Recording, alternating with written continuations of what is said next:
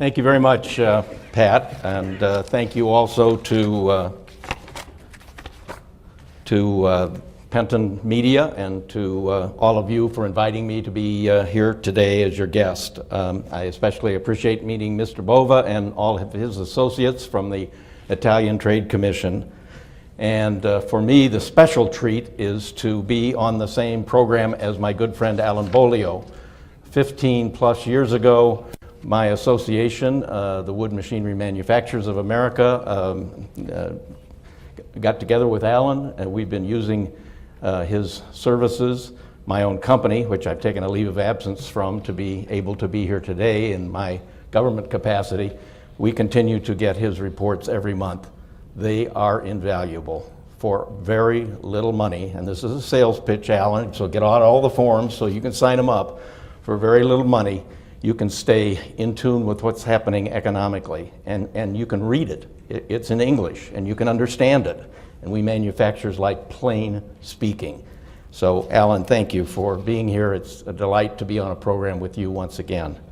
And on a personal note, it's great to be back in the wonderful state of Michigan, because that is where I have my home and where my business is located in Grand Rapids, Michigan, on the other side of the state. But more than anything, I hope my comments today will give me a chance to express my appreciation to Industry Week and Ward's Auto for your work on behalf of businesses, communities, and people. As someone who's spent 43 years in manufacturing, and I now have the honor of helping to lead the Commerce Department's efforts to advance this important sector, your work means a lot to me professionally. I don't have to tell you that the last few years have been difficult. Just a few years ago, the United States was facing the worst economic crisis since the Great Depression, and Alan certainly portrayed that. Bear Stearns and Lehman Brothers collapsed, the financial system was in trouble, it almost collapsed, and the ripple effect was devastating for our economy. For millions of Americans, the dream of home ownership turned into a foreclosure nightmare. Businesses had a hard time getting credit. Anxiety was very high. I was in the private sector at the time, and I saw firsthand many of the challenges facing businesses like yours. And I had the honor of sitting on the right hand of President George W. Bush on October 1st of 2008. That was the week when the world crisis really became in focus, and spent an hour and a half with him as he encouraged the 10 of us to go back to the Hill and encourage the House of Representatives to change their vote on the first TARP from a negative vote to a positive vote. And we did that, and the TARP was passed on Friday of that week. It was a historic week. I'll never forget it. And I think, had that not occurred, the financial collapse of our country might have been the result. So in the 6 months before President Obama took office, we lost 4 million jobs. In total, 8 million jobs were lost during the recession. So there's been a lot of pain for businesses and for communities, which is why the president has made the economy a top priority. And under his leadership, good things are happening. We've experienced 27 straight months of private sector growth, resulting in more than 4.3 million new jobs. And manufacturing has been a huge part of that growth. It's the strongest it's been since the mid-1990s. In fact, in the past 2 years, nearly 500,000 manufacturing jobs have been created. And because of President Obama's unwavering faith in the U.S. automotive industry, the investment in the industry he made, and the hard work of many of you here in this room and others, the U.S. auto industry is back, and back, roaring back. And those exports to South America, tremendous. Keep it happening. So progress is occurring, but make no mistake, those of us in the administration know that the work we've begun is not finished. There's still a very long way to go, and we've got to keep this momentum going. So today I want to talk to you about how we are working to do just that, by supporting U.S. manufacturing and helping manufacturers sell their products in markets throughout the world. As we look ahead at this work, one thing is very clear. We cannot go back to the days where growth was fueled by financial bubbles and bad debt and phony financial profits. Instead, as the President said in his 2012 State of the Union address, and I quote, "We have a huge opportunity at this moment to bring manufacturing back, but we have to seize it. The blueprint for an economy built to last," he said, "begins with American manufacturing." It's an economy that utilizes America's best assets, its people, their talents, their work ethic. And because of these attributes, products that are made in this country, products like yours, represent quality, excellence, and value. So it's no wonder that the President said in his 2012 State of the Union address that the blueprint of an economy built to last begins with American manufacturing. I've dedicated my career to manufacturing. I've spent 4 decades in this sector, including years as head of the piano company Steinway & Sons, starting a medical devices company, and today my wife and I own an 83-year-old family-owned company in Grand Rapids, Michigan. Through it all, I've seen the markets go up and down, but manufacturing always endures, and I'm glad it's making another comeback now. As the Financial Times reported on June 11th, quote, "Manufacturing in 2012 will reach its highest level for more than a decade as a percentage of total world output." So even in this difficult, challenging global economy, manufacturing is returning to its historic role as a growth driver. So why is the renaissance of American manufacturing essential to the foundation of an American economy built to last? In 2 simple words, it's because manufacturing matters. Manufacturing matters because it creates more economic activity than any other sector. The multiplier effect of each manufacturing job creates jobs in the supply chain and in the service sectors. Manufacturing matters because it's responsible for 70% of the private sector research and development and 90% of the patents in this country. Manufacturing matters because it supports good, stable jobs that pay on average 17% more than non-manufacturing jobs. And these jobs typically are likely to receive employer-provided medical benefits and possibly a retirement package. And manufacturing matters because it accounts for 60% of our nation's goods and services exports. And manufacturing matters because, as I've seen firsthand in my travels all over this world, American-made products are synonymous with quality and value and will continue to be in high demand all over the world. And manufacturing matters in Michigan because in 2011, the total value of export shipments from your state were $51 billion, and 93% of that were manufactured products. There were $4,500 of exports for every man, woman, and child in this state. And as you know, of course, Michigan is a state well known worldwide for transportation equipment, specifically auto vehicles and parts. So U.S. businesses have to be ready to seize this opportunity by selling their goods in as many markets as they can. Exporting in today's business environment is an essential tool for U.S. manufacturers. In other words, we need to build it here and sell it everywhere. Let's begin with building it here. To create the conditions for U.S. businesses to build it here, the Obama administration is taking steps to strengthen U.S. manufacturing by launching a number of key initiatives. As with any effort, this must begin with a commitment, and we are committed, as demonstrated by the launch of the White House Office of Manufacturing Policy. This office coordinates national manufacturing policy across the federal government at the cabinet level. So we're working together amongst the cabinet agencies in an unprecedented way to push for more progress in this sector. In addition to our partnerships within government, we're also reaching out to leaders from industry and academia to work with us as part of the Advanced Manufacturing Partnership. The President has called for all parties to collaborate in order to accelerate the development and deployment of emerging technologies with the potential to improve our competitiveness. Basically, as the President has said, their mission is to come up with a way to get the ideas from the drawing board to the manufacturing floor to the marketplace as swiftly as possible. We are also advocating for more manufacturing progress through our newly created National Network for Manufacturing Innovation. The Obama administration has proposed to Congress a one-time $1 billion investment to catalyze the creation of a network of up to 15 regional institutes. And these institutes will enable researchers, companies, and entrepreneurs to solve problems in pre-commercial technologies that will lead to continued U.S. leadership in tomorrow's manufactured goods. And one final effort I want to highlight is Commerce's National Institute for Standards and Technology, which, as many of you know, is charged with promoting innovation and competitiveness. And the good news is that the budget calls for a 14% increase in their spending, over $100 million in new funding. This support is crucial because these experts work in cutting-edge fields like flexible electronics and robotics and nanotechnology and biomanufacturing, the technologies that will lead to the products of the future, which will result in better chemicals and better cars and better computers.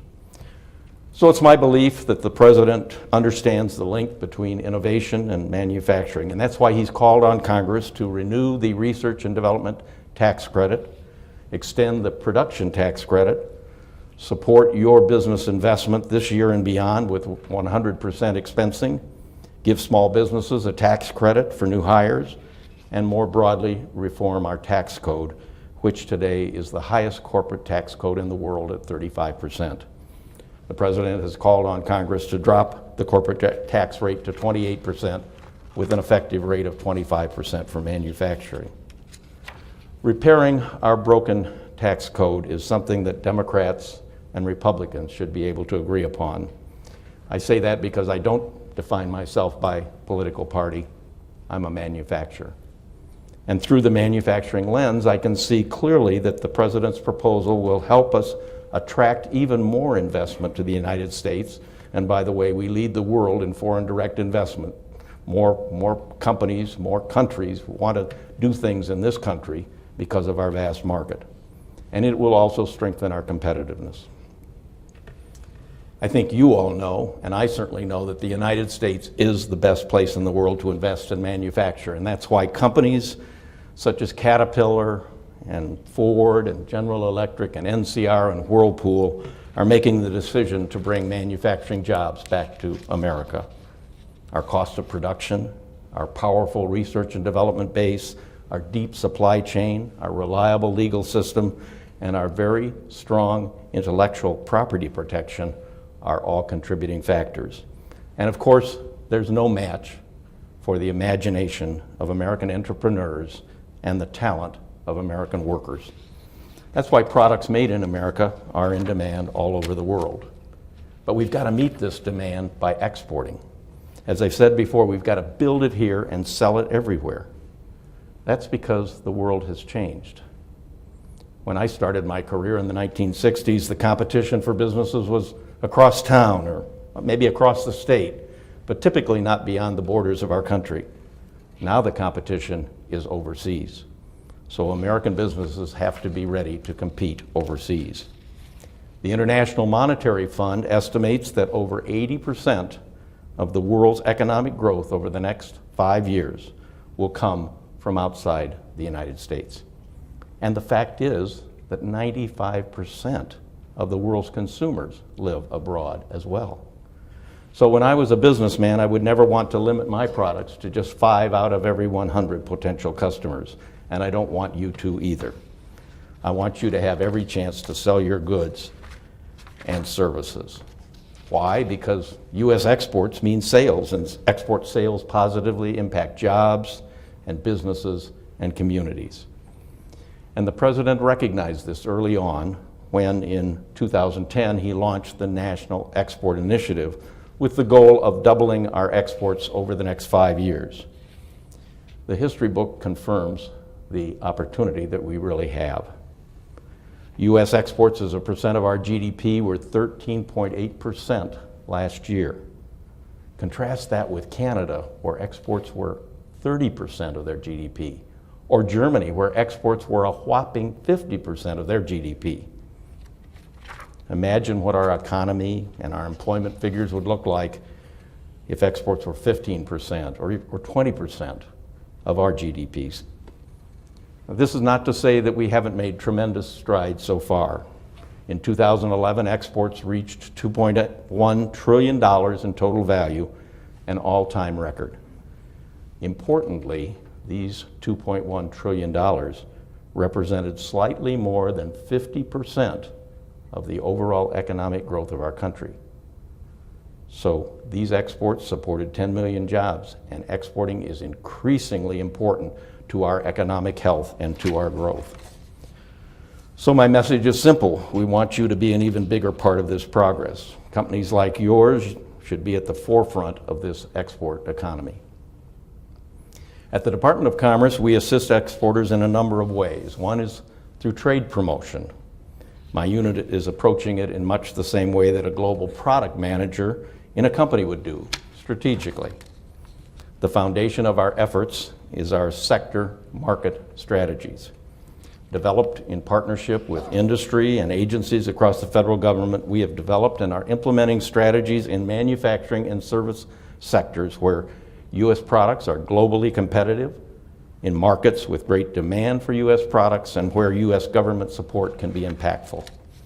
Thus far, we've developed strategies for 12 countries, including Brazil, China, India, and Mexico, and 32 sectors, including automobiles, automobile parts, aerospace, architectural construction and design services, chemicals, medical devices, semiconductors, smart grid, and travel and tourism, to name just a few of those 32 sectors. Based on these strategies, we have developed action plans and trade promotion activities, including trade missions. Principals in the department have led trade missions in areas ranging from Mexico to Brazil, India to China, Russia, and the Middle East. So to learn more about these trade missions, reach out to Sarah Coulter at our Export Assistance Center in Detroit, or go to www.export.gov. We also have staff located in 70 countries of the world, and we and they can direct you and link you up with promising opportunities overseas. Another way we assist exporters is through engagement. For example, the United States is engaged in Latin American countries on a number of fronts, including participating with Brazil in a commercial dialogue and CEO forum to strengthen that relationship, working with Mexico to enhance regulatory cooperation and improve efficiency, partnering with several governments in Latin America to improve their customs procedures, and looking ahead, ensuring that you and all American companies make the most of the recent trade agreements with Colombia, and shortly, we hope, with Panama. Through this engagement, we have and will continue to make significant strides in creating new opportunities for U.S. businesses. And when these businesses pursue these opportunities abroad, we want to ensure you that you are playing on a level playing field. American-made products are the best in the world. They'll succeed in any market as long as the conditions are always fair. But as we all know, they aren't. That's why the administration has been working to reduce the barriers to trade and investment through our trade agreements. The United States expects to have 3 new free trade agreements by the end of this year. We concluded Korea in March, we finished Colombia, and it went into effect May 15, and we expect to finalize the Panama Agreement shortly. As a result, for example, in Colombia, which is the 3rd largest economy in South America, 80% of our exports of consumer industrial products to Colombia are now duty-free. And these opportunities will increase once we conclude the Panama trade agreements. Going back to the statistics, and I'm sure Alan will keep me honest here, it's a fact that in 2011, the United States had a trade surplus in manufactured goods with our existing 17 free trade agreement partners. And that surplus totaled almost $50 billion, and it was up more than double, up 120% from 2010. So free trade agreements are good for America, and they're good for manufacturing. So good things are happening, but I certainly want to be clear about one thing. We know the work is not done when a trade agreement is put into effect. That's why we will continue to monitor these trade agreements and ensure that they work for American exporters.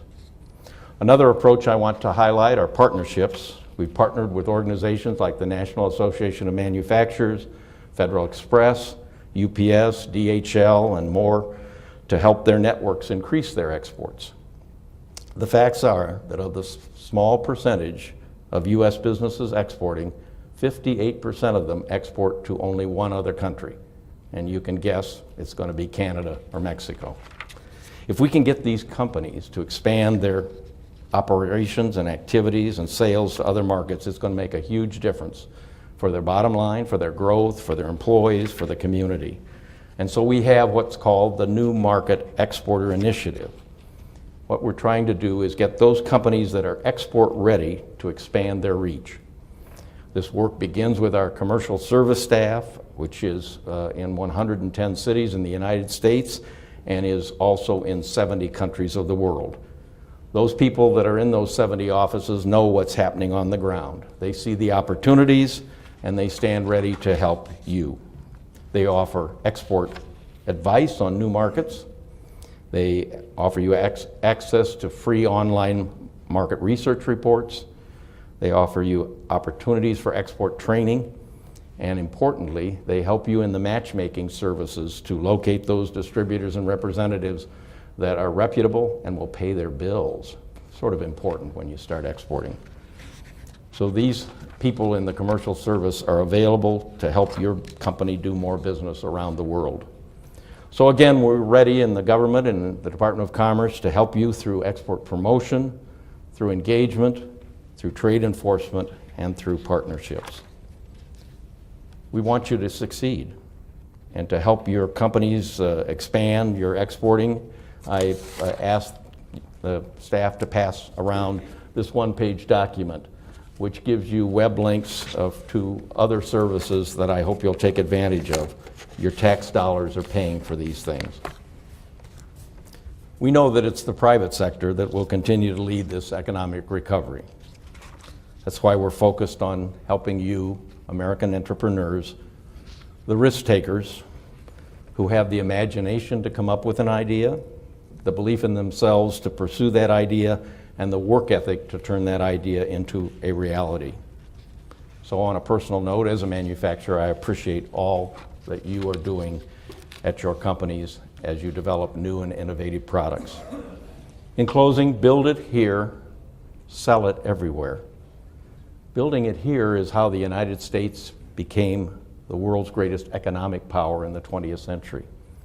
Linking building it here with selling it everywhere is the formula that will help to ensure the United States of America remains a great economic power in the 21st century. So as a person who's worked in manufacturing for 43 years, I appreciate all the lasting economic contributions that you've made every day to our nation. And we in the Department of Commerce and in the International Trade Administration look forward to working with you in the future to ensure that your businesses and all U.S. businesses have every chance to succeed. So once again, thanks to Industry Week and Ward's Auto for inviting me. I have enjoyed visiting with many of you today, and I look forward to taking your questions. Thank you very much.